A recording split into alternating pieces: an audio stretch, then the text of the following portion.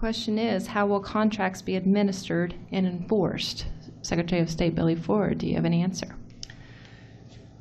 Contracts are kind of like any contract. You have to have two consenting parties. You have to have a date, a consideration, and a time of the contract. There are certain obligations that go with that.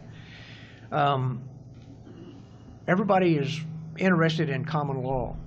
I'm going to get in Mr. Cannon's place here for just a minute, because he's so adamantly taught us over the years that there is a place for common law, and we have to have that. But there's also a place for admiralty law or equity law. And how would a county or how would a nation have remedy against another nation if you didn't have some sort of mechanism to deal with that? So that's a contract too. I'm going to leave that to Mr. Cannon to explain it to you, but all that said is this: we can have contracts. Those contracts then become obligations between the two parties. If one party breaks their obligations or the time limit on the contract runs out, then the contract expires, then it goes away. But if it doesn't, then we have a place for remedy. That's what the Texian people have been missing all along, is remedy.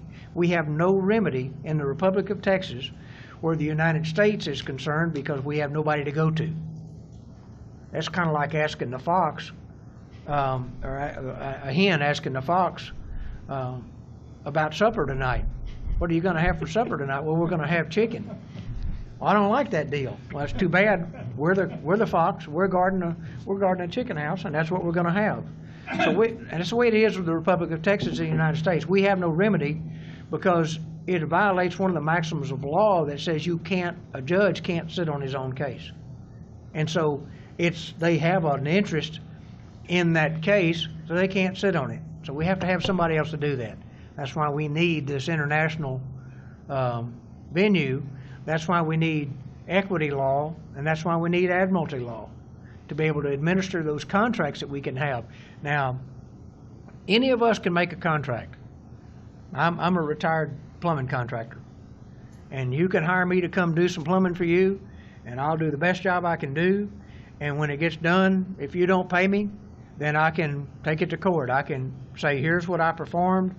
We agree to pay this. You sign the document, go to jail.